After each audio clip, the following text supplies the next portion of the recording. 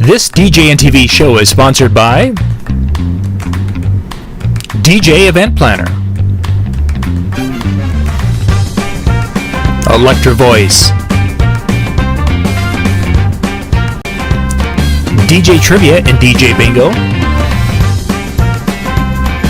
ProX Direct, Odyssey Cases,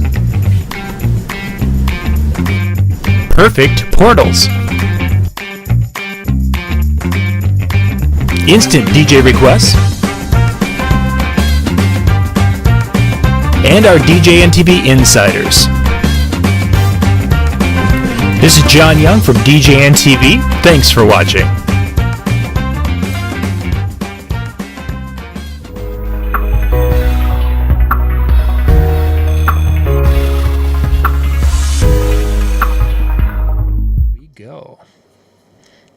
Hello, everybody. Welcome to another Monday night. Thank you so very much for taking time out of your evening to join us. Very much appreciate that.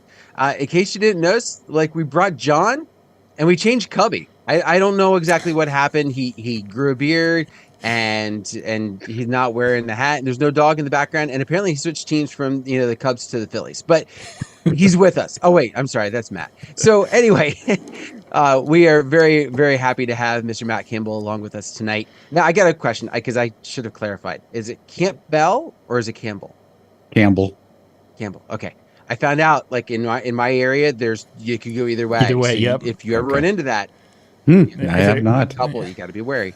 Yeah, unfortunately, I think there was one family when I was teaching that had the camp. They pronounced the whole thing like that, and I of course would say it wrong in the classroom because I wasn't used to it. So it does exist. But Matt's with us this evening, and why is Matt with us? You might be asking. Well, it's because he's an author, and that makes him an expert. And Dan and I are not experts, so.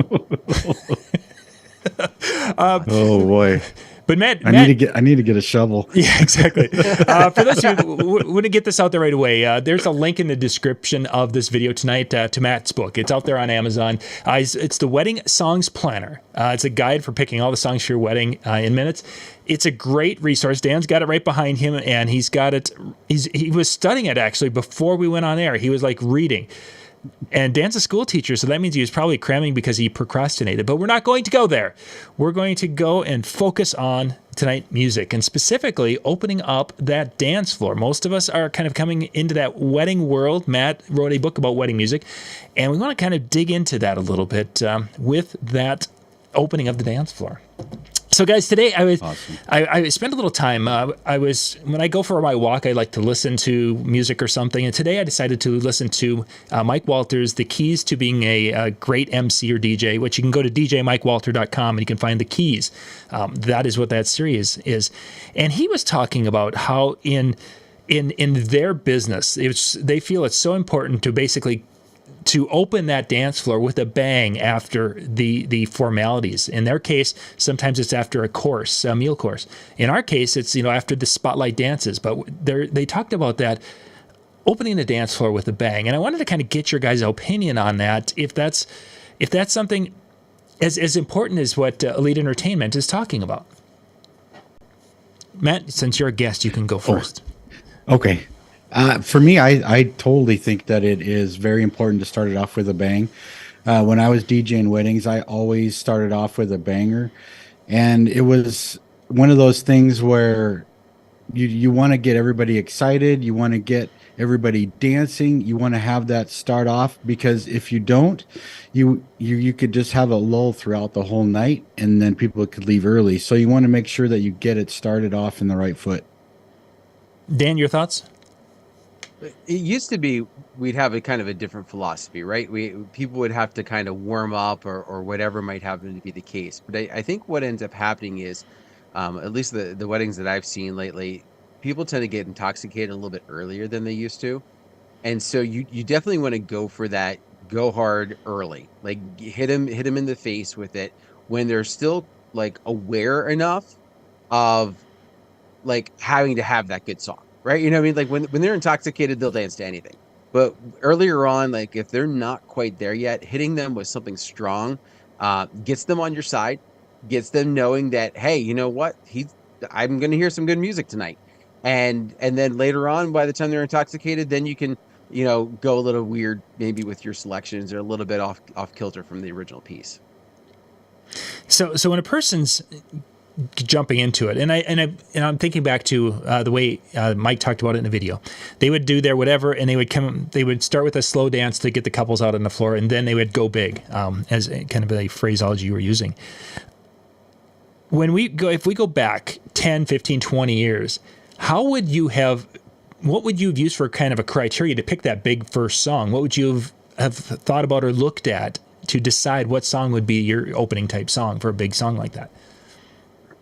I was just thinking about that, and I look to the public and what's popular right now. So I know, for me, Rihanna just did the halftime show. Rihanna's on your mind. I would definitely have in the first few songs a Rihanna song. Don't Stop the Music, one of her main hits. I would go there first. And I remember a few years ago, there was a commercial where Tag Team was doing Whoop, There It Is in a commercial. So they were on everybody's mind. So why not throw Whoop, There It Is in the beginning? Because that's something that any generation is going to recognize because they're getting it on the TV. So I would first start with pop culture. Sure, and that would, we could be, obviously looking. You talked about Super Bowl in commercials, and we've talked about when movies, and in a couple of months we're going to have Guardians of the Galaxy, which has been had a huge effect. I think of all the movies, thinking about recently, when Queen came out, there was a bump where people were like, can you play some Queen? But it didn't seem to have the same pull or draw or whatever that the Guardians of the Galaxy did when it came to people requesting songs. I've never played ELO until the Guardians of the Galaxy came out, and people are singing along to Mr. Blue Sky, and it's like, really? It's been a great song for a long time. Why did you just find it? Oh, well, it was in a movie, and now it's an awesome song. Yeah, no, it was good before, but Redbone's always been awesome. Yeah, exactly. It's just now that you know what it is. Well, and to that note, I think one of the things that also makes a difference, right? Like, not just necessarily pop culture, but also looking at the pop culture aspect from an unaware audience, I guess is maybe the way to word it. So, for example, when you reference the Queen movie or the Elton John movie and stuff like that, typically the people who went to see them were either people who appreciated music in general, or people who wanted to know more about Queen, or fans of Queen, right? So you were seeing that bump, or kind of that resurgent, because people may have kind of forgotten about them, and they kind of come back to the forefront, but it wasn't a mass appeal. When you get something like Guardians of the Galaxy, or you get a movie that is not targeting fans of this genre of music, but rather a wide appeal of audience, and now they get kind of this music in their face that either they forgot about, never heard, or whatever, but it had a nice type of good feel-good piece to it. It has a more mass appeal. So I think when you are looking for those songs that you want to use, it's important to also kind of grab it where there are going to hear something that's going to be in that all audience. Like Rihanna, again, halftime.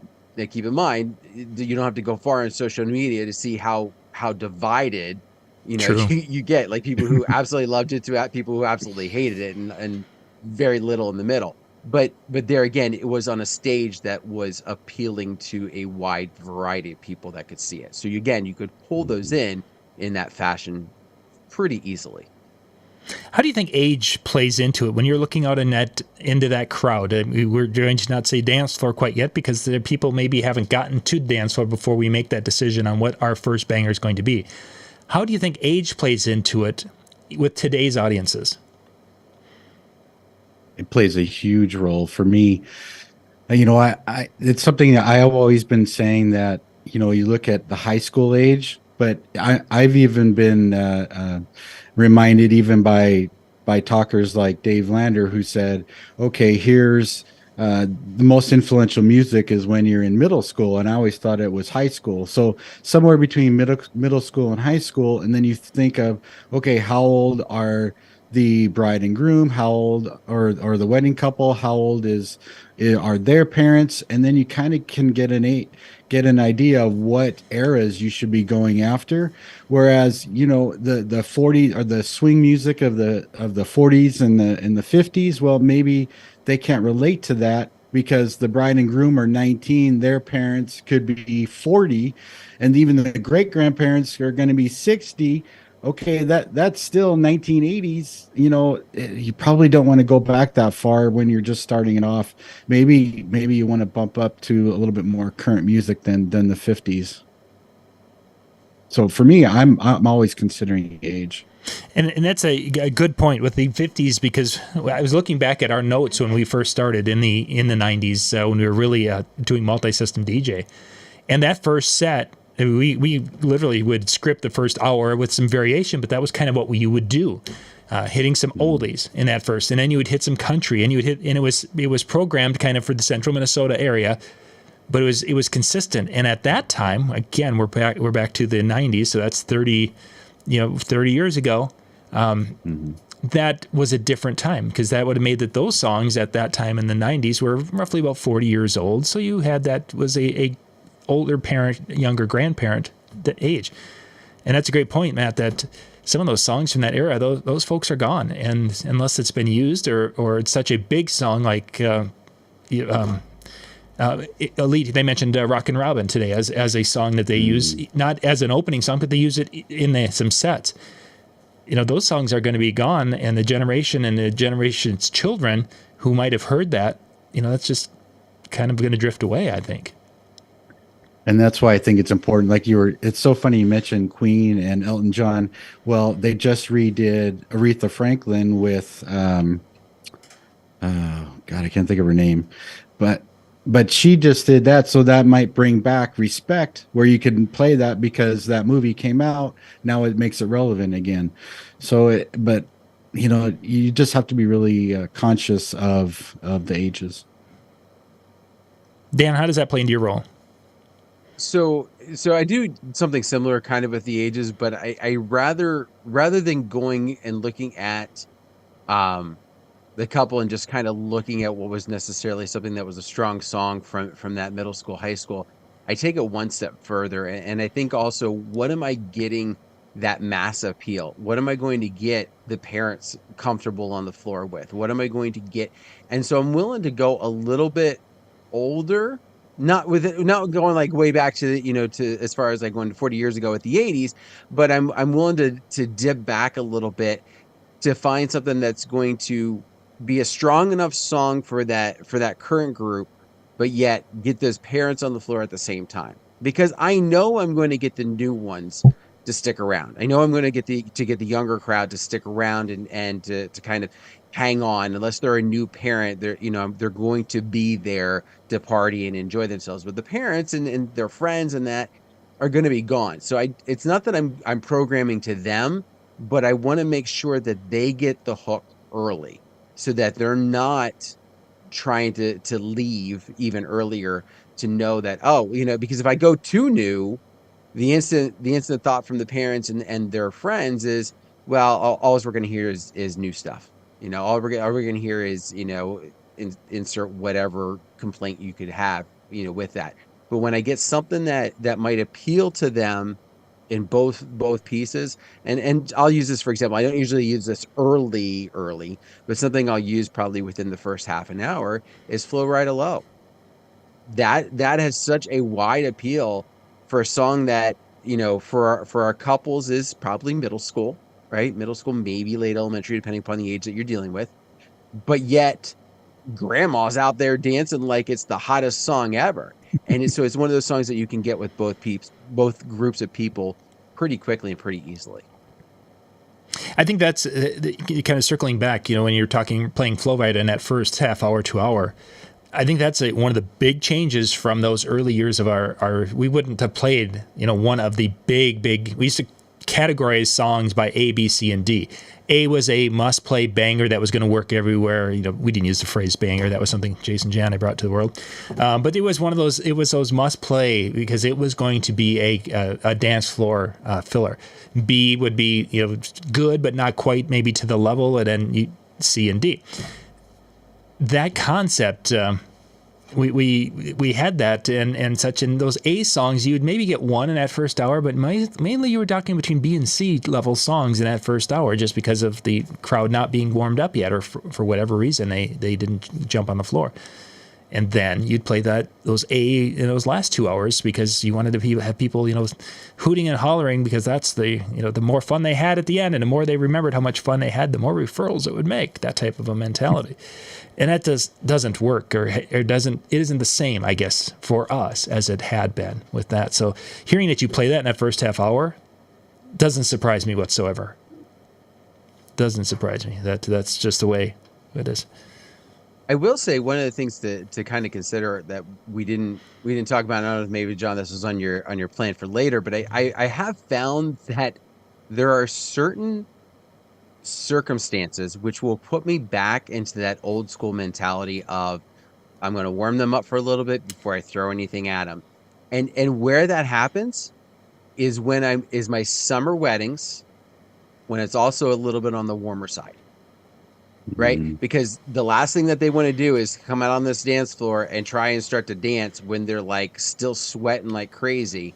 And so if you throw something at them thinking that you're gonna bring them on the floor, all you're gonna do is burn a song that they're not coming out for. Like if it's in that hot situation or the summer where it's a lot of bright sunlight, everything else, or they're hanging out outside because there's cornhole or whatever within stone's throw from the doors, it's just, it works against. So I think sometimes there are exceptions kind of to this plan of going hard early. And that is, what are the environmental type conditions that are going to play havoc with you? And that's it. Yeah, very good point. And I've had a couple of situations where we were going to be under a tent outdoors, and we had the conversation. And this is, tip for those of you who are doing this and have never, or maybe are going to be getting it. You're going to have that conversation, because the bride, the dance starts at 8 o'clock, and we expect, we want people to be dancing at 8 o'clock. Hey, I can't compete with a beautiful evening, and there aren't any bugs out, and there's no wind, and it's just a nice, beautiful sunset. I can't compete with that. I want to be out there. I don't want to be sitting under the tent. So it's the real, that we probably, the dance is really not going to start at 8 o'clock. We might be playing some more upbeat music, but now we're going to play some of those, we're going to play some of those B songs, more the toe tapping stuff, and the big dance songs are probably going to be starting at or a little after dusk, somewhere in there, depending upon how things are planned. And sometimes it's not that way, but many times outside, as Dan said, it is, and you just can't fight Mother Nature. Okay, so age plays a little bit into it as we look at that. Pop culture definitely will play a little bit. How often, though, do you just, when you were DJing, how often would you just basically, this is my opening song and it just seems to work all the time? Was that, or is it one of those things you walked into and said, I don't know what I'm going to play as my first song. I'm going to make that decision 5 minutes before, that song is played. How did you handle it? One of the things I was thinking about that I haven't mentioned yet, and I just thought of this just now, is I think that it's really important to have the cocktail hour and dinner hour be your layout of what you're going to do, how people are reacting to your music. So if you're playing Backstreet Boys, I Want It That Way during dinner, or whatever sing-along song during cocktail hour, and they're not doing anything, I think that's really going to affect the way that I start the dance floor, where I know if they are in party mode, they're ready, they're here to party, they're already, seems like they're dancing on the tables before I even get started, kind of mode. Okay, and then that's going to change in what I play. If I notice that the crowd is older, the wedding couple is older, then I might start off with a slow song. So I just want to try to get that vibe from what's happening during dinner and what's happening during the cocktail hour too. And let's dig into that a little bit, and we'll come back to the how, when we picked the song. Before we went on air, Matt, you mentioned that you were at a wedding where basically they were playing, the instrumental music in the background for a couple of hours before the dance was supposed to start, and you had made comment to how uninspiring, for lack of a better way to describe that is. And for those who are kind of thinking they could, back in our day, throw a CD in and walk away type of thing during that cocktail time. How has that changed from back at that when we used to, have the Kenny G CD, throw it in there and say, woohoo, we got dinner covered. How especially as you're working through these songs that couples are using and how that has evolved over the years. Is the dinner the dinner and cocktail, is it as important as I kind of been feeling it is these days compared to what it used to be? It's extremely important. I'm in a couple of the Facebook groups for couples planning their weddings, and a lot of brides are in there saying they want a party feel, they want people to have a good time. And if your idea of having a good time, that's where our expertise as DJs have to go to the wedding couples and say, okay, I understand you're a classical pianist, but do you really want to hear John Coltrane? Do you really want to hear Kenny G or whoever during the cocktail hour? What kind of mood are you going to set? Are you setting that fun vibe, like I was saying, 2 hours of instrumental music? Even I was bored after 2 hours. I wanted to leave before the dancing, and I wasn't even I wasn't even DJ, and I was there as a friend to the bride. So, and it's extremely important to set that feel for the dancing, because like Dan was saying, they have to be ready to they want to party at right when it's time to party, and you have to set that tone. I think though, when we talk about dinner, when we talk about cocktails, what I've run into a lot with my couples is they don't view it as important. Right? Mm-hmm. Like their eyes are on the dance floor. Like their eyes are, I want to get through all these festive things that I have to do so that we can have a party. And that's all that they focus on. However, I would say that exactly, cocktail and dinner has become way more important, at least to me and to I think our industry, than it used to at least be viewed as. Now, whether that's been fortunately with some leaders who have kind of got us to rethink, or whether because we're starting to recognize that we can't do that lead in coming out of dinner and ramp them up and get that energy going now, then we do that priming of the pump during cocktail. We prime the pump during dinner with different styles. Oh my God. Like it's interesting to see the night and day when I have a couple who is very insistent on their cocktail and dinner music selections, and it just zaps the energy out of the room. Versus the ones that go, we want a style, and they let me play.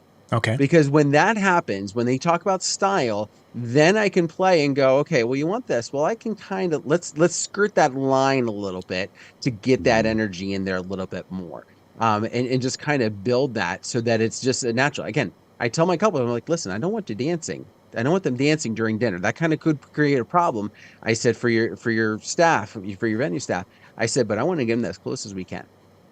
By the end of dinner, I want it to just feel like it's a natural progression for them to get out of their seat and either hit the dance floor or hit the bar and dead the dance floor. Like it should be boom, one of those two. And when I get that, it's been completely different. So again, I don't think the couples are necessarily seeing it. Maybe some are, but mine haven't. But I have noticed that it's become more important for my events. So programming, cocktail, dinner, good thing for those of you out there watching and taking notes. Dan, let's jump back to the. Do you for that opening fast song? You've played the slow song to get the crowd out there. You've got that dance floor ready. You're ready to go with them. Do you have that song figured out in advance most of the time, or is it one of those things that you have picked it out because of what you've seen up to that point? For the longest time, I always had the same 3-song set that I would start off with. And it would be Michael Jackson, Don't Stop Till You Get Enough, into Casey and Sunshine Band, Boogie Shoes, into, and then I would slam down into Run Around Sue. So I would kind of get that vibe for that Michael Jackson crowd, got the older crowd with the boogie shoes. And then when I'd slam down to run around Sue, it was again one of those. It was an older one, but it had that kind of cool little vibe to it. A couple years ago, though, I started to challenge myself because there was different DJs who were talking about their crates and their folders, and they would suggest about they would have a folder of opening songs of floor starters, if you will. Mm-hmm. And I took that idea. I got some of the list, but I also then added my own. And I've now made it a point where I try not to do the same song starting.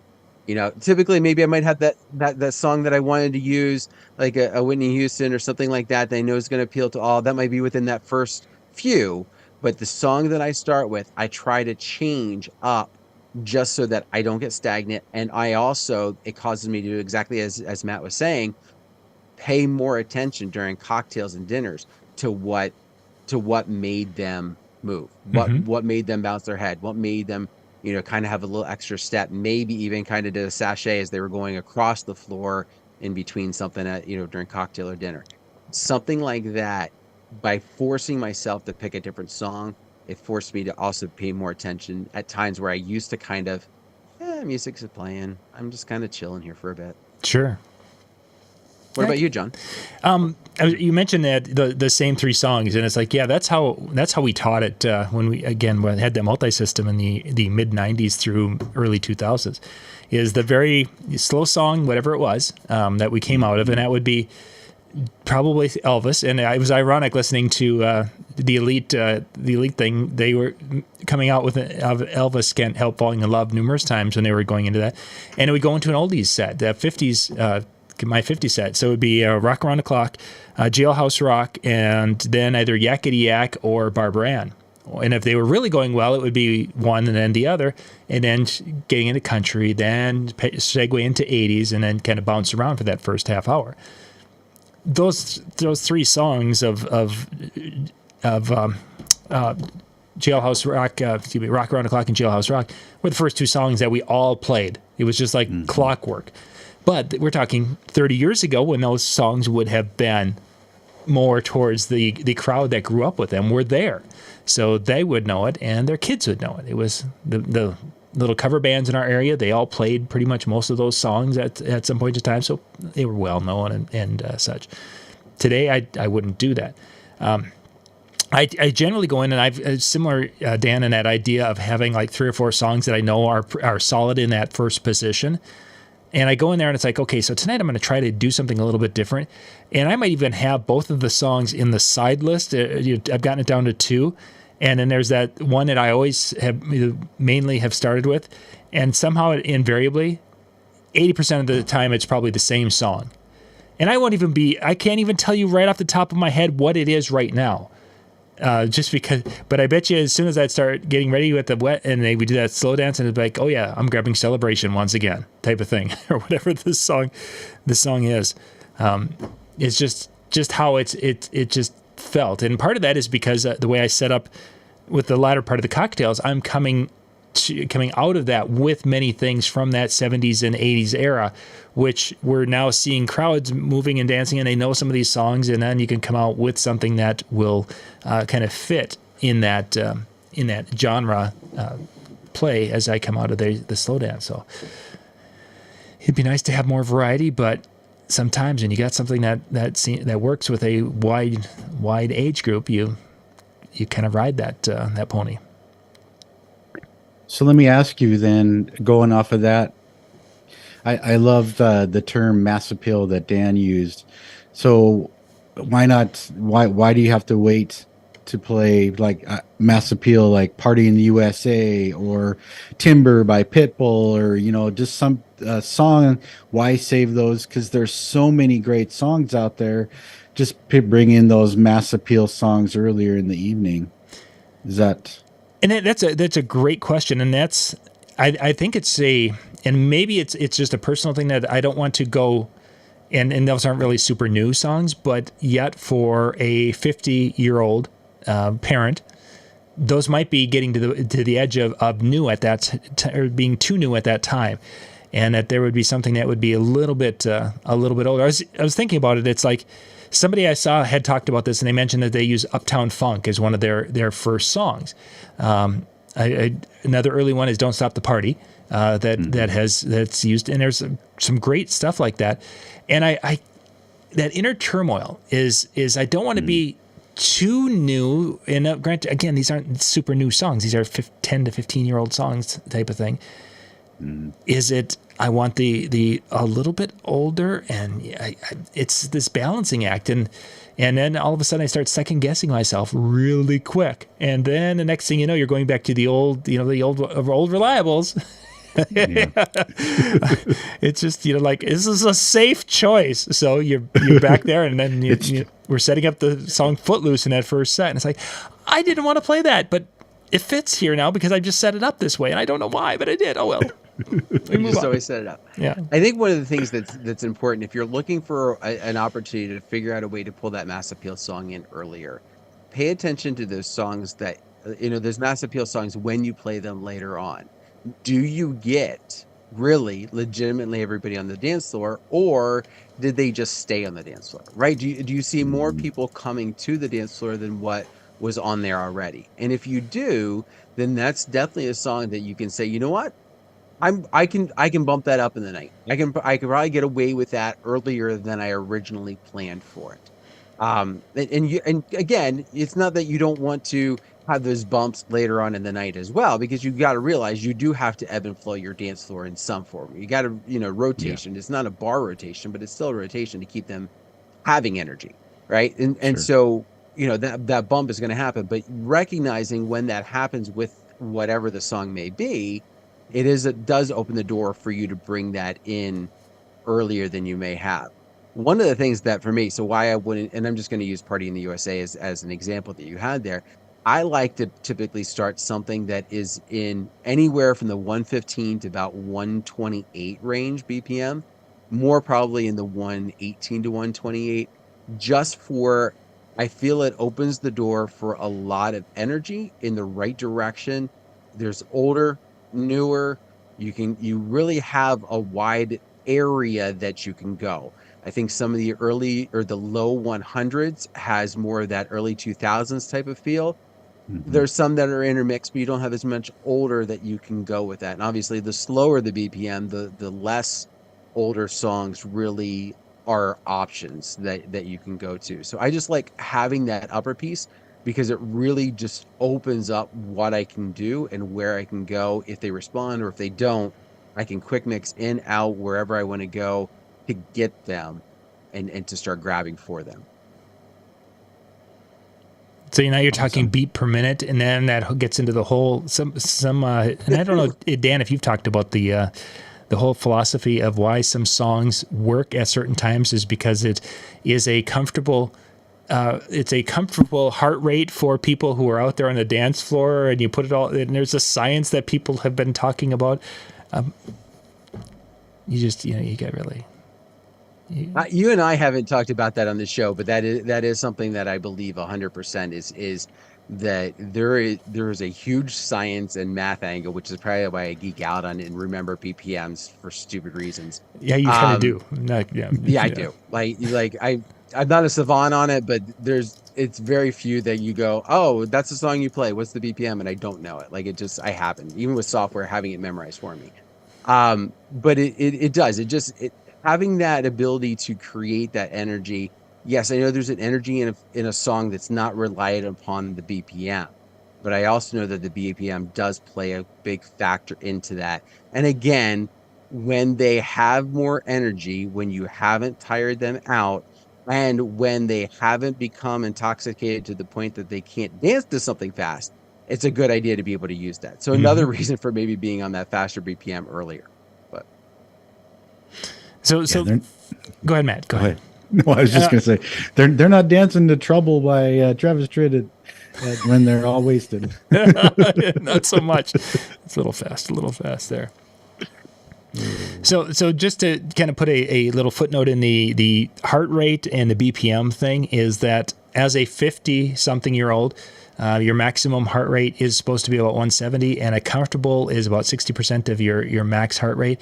So that puts you in that, that 120, 110, 105. So when Dan's talking about starting out with a 118, to fit into that theory of hitting that, you're hitting kind of the almost maximum area for your late 50s and early 60-year-olds at that 118, that 115 to 118 heart rate. So if you're going to talk about the medical side of why you choose the songs you choose, there you are. That's fascinating. I have not heard that before. Yeah, and this where it really started to come out, and then we'll move on, but is the whole idea behind AI being able to, from a distance, be able to pick up your heart rate now, that it can be read by sensors in the room, not even on my watch. It can be a distant sensor. And how the next generation of AI, when it comes to creating that artificial intelligence doing DJ work, will be able to look at who's in the room, see faces, see reactions, and also take body temperature and heart rate at a moment's notice, and then work the music and work things from there. It's crazy, crazy how that's all what they're talking about with that. So, guys, we got about somewhere 15, 20 minutes left, and people are starting to throw songs into the chat room there. I think we should actually. I was thinking, that talking about that one certain song, but I kind of like Matt, you mentioned a couple of the songs that you throw these songs out early, and maybe that might be more effective. Is to talk about some of those songs in certain situations that these would be the starter songs that might be in the first 3 song type set, because I think that sometimes it's important that first song and you want that hook, but sometimes maybe that hook isn't exactly, it was maybe a setup for the next one type of a situation that you play it. And, as MJ has talked about, is every song he's got an in point and he's got multiple out points in case it doesn't work. He can get out of it immediately type of a situation. Sure. And I think that can be real. Well, absolutely. You got to have those great songs. So, one of my favorites, September by Earth, Wind and Fire. It's I'm going to say it again, mass appeal to multiple generations that everybody will recognize, even though it's a little bit older.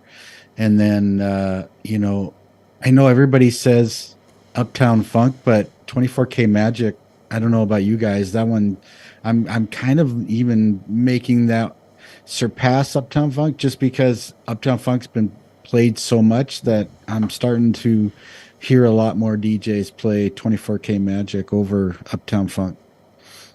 And I've seen that, and I didn't check the DJ Event Planner Top 200. By the way, DJ Event Planner is one of our big sponsors here at DJNTV. Links for all of our sponsors are down in the description of the video. Also, I don't remember where those two fell on that list, but for my personal request, I've had more for 24K Magic than I have Uptown Funk in advance from brides. Mm-hmm. So yeah, there's definitely a desire for Bruno. It's just a question of, is that one overplayed and they went this direction because of that? Right. Talk about Bruno. Oh, I'm sorry. Sorry. We won't. That's for all the parents out there of the younger children. Yeah, that song stayed in the top. Go back and turn up the volume. It stayed in the top of the charts for how long? Like forever? Oh my gosh, that was in the charts for a long time. Well, I can tell you the most streamed song right now, it set the record on Spotify's Flowers by Miley Cyrus. She set the weekly stream record. Yeah, I'll be checking that, but yeah, that just went right to the top. Unfortunately, I don't think it's a song that we could do at a wedding. Oh, I'm totally dropping it this spring. My plan is if it's still hanging, it's going to be there, and it's going to be very similar to the Beyonce Single Ladies type of thing, where you're going to get the girls that are going to be the bridesmaids or whatever, and it's going to be like their calling card for this year. I really believe. The only thing that I think that could hurt it is the fact that it caught on so fast, so early, at an off-peak time of our year. I think had this song come out in May, I easily think it could be worked in all summer long, easily probably into the fall. So I may be wrong. In the chat room, guys, there's been a number of songs mentioned, and one that has been mentioned a couple of times is Blurred Lines. And that's interesting to me because, when it first came out, it was everywhere. Our local TV station was at the state fair, and it was their bumper music getting into the different news segments. They had the little instrumental part of it. And there was all this stuff going on. First off, this song is, whatever they called it, a date rape song or whatever they were referring to it as after the fact, down the road. And there was some controversy with Robin Thicke. And yet it's come... Eric mentions it here. Somebody mentioned it up above, and I've seen it hitting my requests. Have you guys heard? Is it making a comeback and I'm not aware of it, or did it just never go away? I think it's very similar to the Uptown Funk. It's one that it kind of has that feel for all ages, right? Uptown Funk had that funky, by its name, as well as its feel, had that mass appeal because you had the new generation who liked it because it was new music, but you also had the older generation who was like, oh, this kind of fits in the music that I'm used to. Yeah. Same type of thing with Blurred Lines. But I think both of them got burnt out. It's funny you talk about hearing it so much. I still remember the year we went to DJ Expo, yep. And it was like walking from one end of the casino to the other 5 times you heard it. Like, yep. It was because you got into different areas. But no, it's one of those things where I think, it's gone away for so long that now it's coming back. And where I'm getting the request, if I'm getting it, is from some of that older crowd who at the time that it came out may have been on the upper end of the age where it would have been like, okay. And I'm not talking like the middle-aged high school, but I'm talking like, at the time that they came out, they were probably in their 30s-ish. And so now it's like, okay, well, I want to find something that's kind of new, but it's something that I can deal with. And I haven't heard it all the time. Oh, let me go do Blurred Lines. And I think that's why you're getting things like that are coming back into the picture. I think they did go away, and they definitely went away for me. But I think that they went away and are coming back because it's been long enough, but they liked it enough that they can be safe to request it. Sure. Yeah, and it is the hook. It's a campy little song. It's just kind of a fun little thing. As long as you're not paying attention to the lyrics, it's a great tune. So is Gold Digger. I mean, if you don't pay attention to the lyrics, I mean, there is that.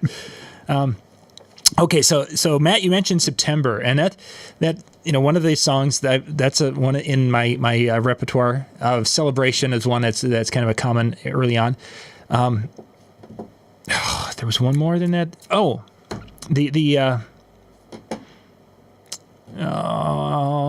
Lionel Richie Commodores, they do My Girl. No, they did a Brick House. Brick House, thank you. Yeah, that is one when I've heard over the years DJs talk about they open their dance floor. Brick House always comes up in discussions, and I haven't seen it tonight in the chat room from folks. I've never had success with Brick House, and I don't know if that's just a regional thing or if I don't know. I've never done well with Brick House, and yet for some people it must work. Yeah, I DJ'd in Montana, and I didn't get too many requests for Brick House either, and didn't have great success with it. So, but maybe times have changed. I'm not sure. I've never had success with it. Even when I've had the request for it, and I play it, I get a small set that comes out and goes for it. But it's never been one that's been like, oh yeah, I definitely need to start bringing that back into the play. Mm-hmm. Yeah. Thoughts about going for a group song right away? Some people have talked about that, not in the chat room tonight, but I have heard people talk about that they want to open the dance floor with at the time, Cha Cha Slide was, kind of the hot thing, but it may be now it's the Cupid Shuffle or something to that effect. What are your thoughts when it comes to trying to open a dance floor with a group song like that? For me, I'm not a huge fan of that because I want to get a feel of what people are going to dance to. For me, I would rather see a ladies' anthem over a group dance. Give me an example of a ladies' anthem. Man, I feel, even though I guess that's kind of a group dance, man, I feel like a woman, or even Single Ladies or Wannabe. just because I know that wherever the ladies are, the guys are going to follow. Very true. Me personally, I'd rather start that way than to start with the group dance. But it's going to depend on the wedding couple as well, because we have family in Wisconsin where they are hugely fond of the chicken dance, where okay, maybe if I want to get all the kids out on the dance floor and I know the wedding couple wants it, yeah, then I'm going to play that. I'm not going to save that till the end of the night. I want to get that out of the way. Oh, for sure. Yeah, especially if the kids are involved with it. Yep. You mentioned song. Shania Twain. That was an interesting track. Great tune. That's always been, since it came out, it's been in that first half hour set, and it's still is one of those early go-to songs. The interesting thing is that it's still being requested, and it actually went up from last year's charts to in this year's charts. It's a little bit higher. I think it went up a place or two, so it's either, I think it's like number 2 or whatever of that era. So there's that female anthem. You're definitely hitting the nail on the head there. That is a very popular thing for the dance floor. Having something that pulls them onto the floor is definitely a better bet. I mean, it just, when I've watched my dance floors, whether I start with the ladies' anthem or whether I start with something that's could appeal to all ages, the guys are just a little slower to come out. Usually have 2 or 3 guys that you go, oh, okay, they're my dancers, right? They're gonna be out there all night long, have a great time.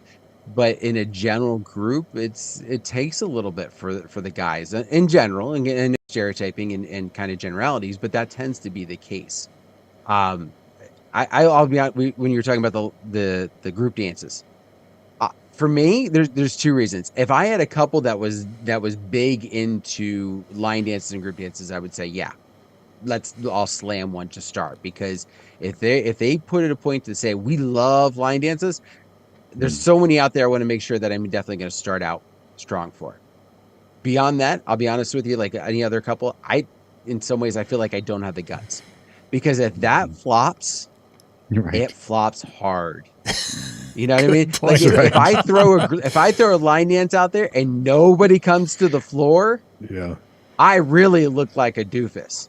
But if I throw out something else, right? I throw any other song out there that doesn't talk like, or that doesn't have a line dance that you are supposed to do to it, then it just looks like I'm playing a song, and well, I didn't really get much response, and I can go into the next one and it looks like I just mixed into the next one. But if I mix out of a line dance, it's going to be pretty obvious because nobody was on the floor.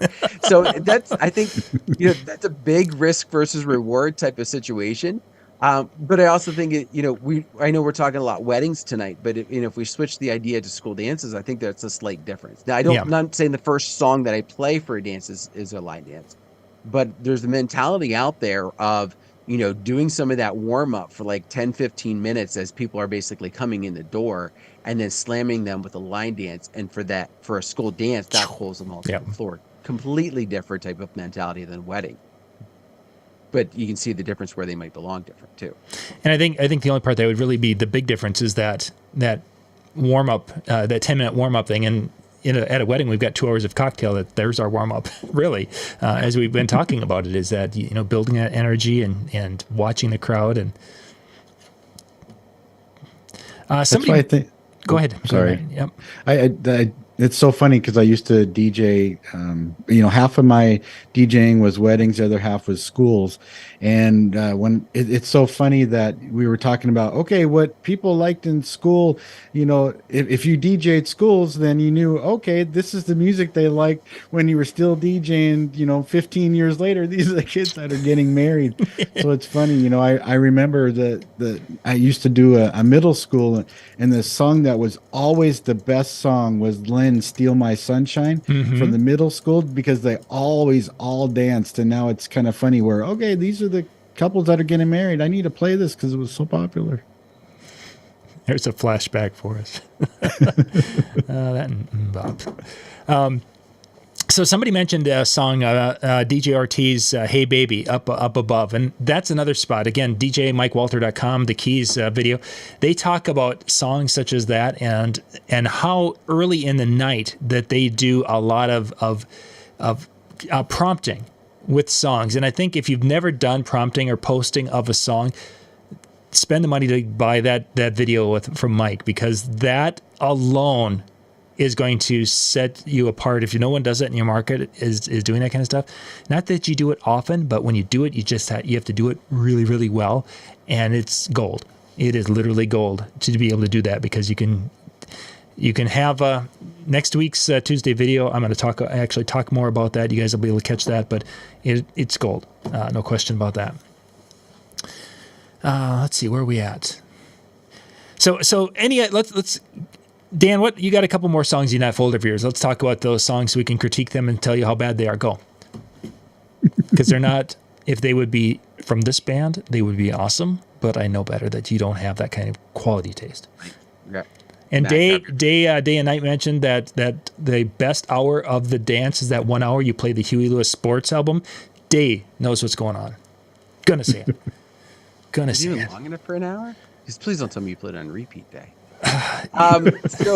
So with the song, so one of the songs that I have in that floor starter piece. Now it also kind of hits in different spots. So part of what's in there is the idea of starting the floor for the night, and then the other aspect is starting the floor coming out of some other element later in the night, whether it be a slow song or basically where you ramp that floor back up. But Whitney Houston, I Want to Dance with Somebody Who Loves Me, partly because that if you don't have a redrum, that intro is killer for trying to do anything else to start that song, because it's just got that the way that it does.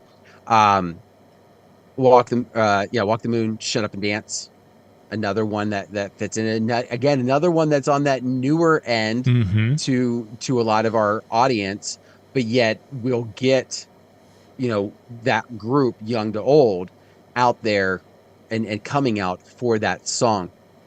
And again, you'll notice that both of those 118, 128. So again, in that upper piece. I don't like to necessarily start with Earth, Wind and Fire September, but I do have a version in there again as another way, because and using Mike's technique of posting, it's got that kind of that long intro. And if you're starting your floor coming out of a spotlight or something else, it gives them an opportunity to hear the song and come from where they are to the dance floor for it. So again, another reason to kind of turn before the dance actually kicks in, and then you're like, oh, you should be on the floor now.